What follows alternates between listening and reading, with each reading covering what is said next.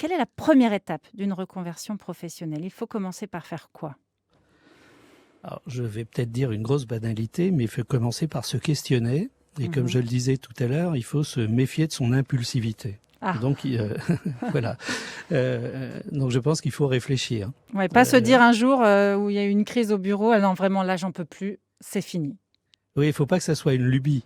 Il faut que ça soit un acte Mûrement réfléchi, raisonné. Oui. Ensuite, on fait quoi en fait? Quand on a pris la décision, on se dit, bon, c'est clair et net, ce métier-là ne me convient plus. Comment savoir ce qui nous convient? Là aussi, il faut se poser des questions sur peut-être ce qui nous manque, ce que sont nos désirs, être précis sur ce qui nous convient plus, pardon. Hein, et puis aussi se poser des questions sur son entourage, malgré tout, hein, parce qu'on va prendre des décisions tout seul.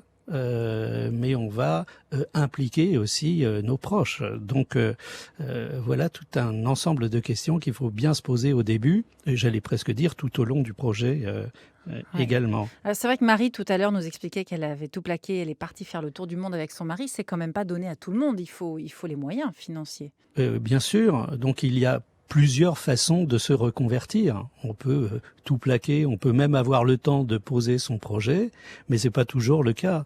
Donc là aussi, ça nécessite d'être bien mûri, de bien aussi vérifier les conditions financières qui vont être les nôtres. Si on quitte un emploi, un autre ne sera peut-être pas aussi rémunérateur, n'offrira pas tout à fait les mêmes conditions. Donc ça nous oblige à enquêter. Après, il y a malgré tout deux situations, deux circonstances.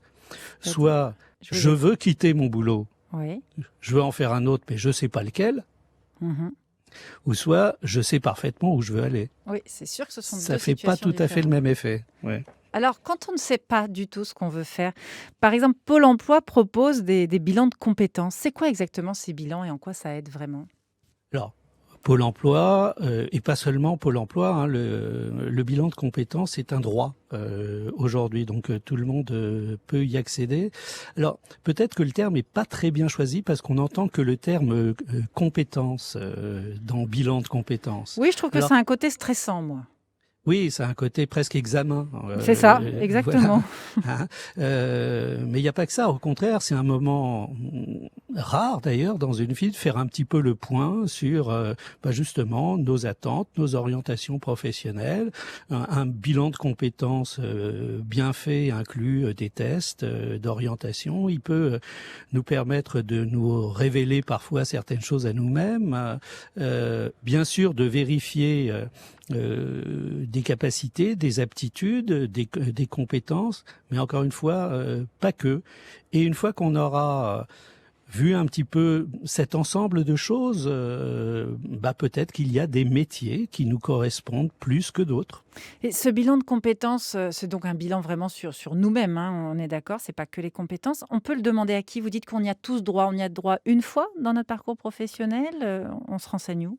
Alors, on se renseigne, on peut le faire par le biais de l'entreprise. Hein. Vous savez que le bilan de compétences, c'est un droit à la formation professionnelle. On y cotise quand on a le droit, par exemple, au CPF, au congé professionnel de formation.